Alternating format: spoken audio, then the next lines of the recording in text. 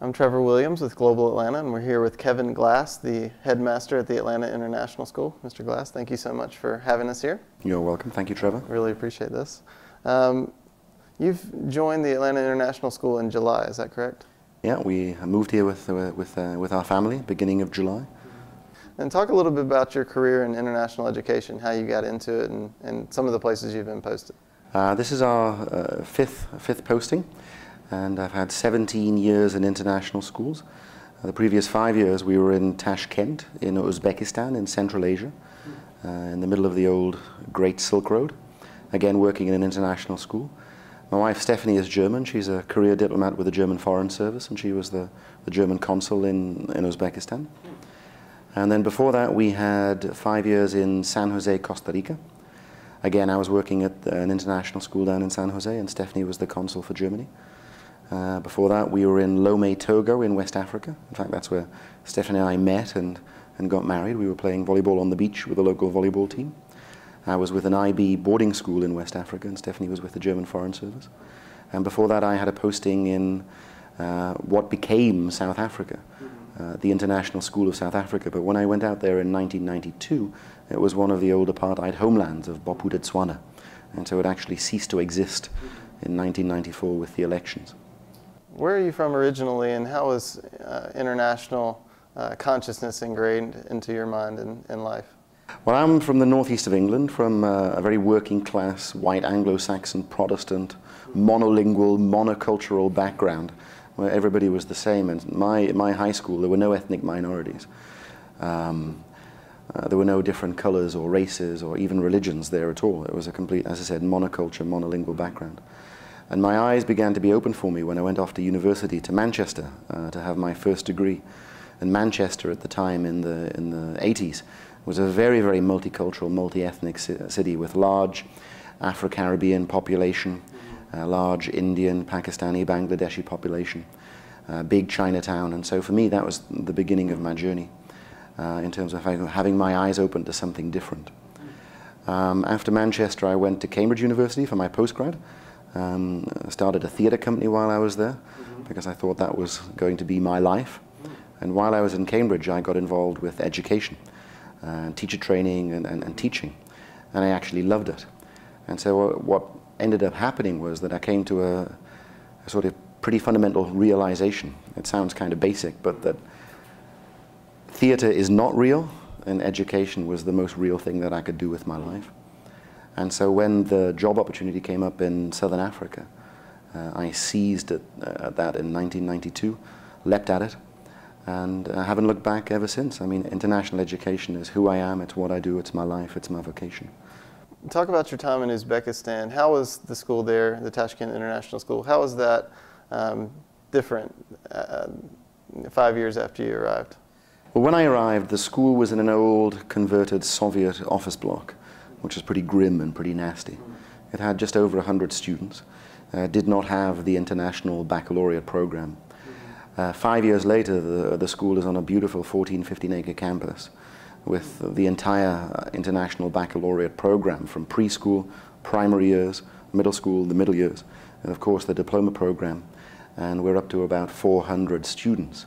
And what basically happened, the school mirrored and supported the growth and expansion of Tashkent and basically Central Asia as a center for international business and international finance. So during our time there, General Motors, for example, sent a team out to Central Asia and determined to build a huge car plant and locate their executive headquarters in Tashkent. And a big part of that reason was because there was a really good international school there. Samsung did the same, LG did the same. Korean Airlines decided to locate their worldwide global transport hub in Uzbekistan. Again, part of that reason, the reasoning behind that was that there's a fantastic school in Tashkent, safe place to live for them to send their children. And I think if you look at the history and growth and evolution of this school, Atlanta International School, and Atlanta as a center for global business and global finance, the two go hand in glove, they sort of parallel each other. And so I look at a school like Atlanta International School as a microcosm of the wider society around it. I think that global corporations, global families, corporate executives would think twice about locating and basing themselves here in Atlanta if there wasn't such an internationally renowned, famous international school such as this one. And is that based on, I guess, first-hand conversations with people that you've talked to? Obviously, your student body is pretty internationally diverse, but the parents come from all sorts of companies, is that right? Absolutely. I mean, we have 980 students here from 91 different countries. Interestingly enough, 50% of our students are US American. And when we break down our parent body, we're looking at basically 70% of our families are what we call global. They may be international families, they may be US families, but they have a global perspective because they work for an international corporate firm, for example, such as Coca-Cola, UPS, that are headquartered here. Kimberly-Clark is headquartered here. They have branches all over the world and send their executives all over the world. 30% of our families are what we call local.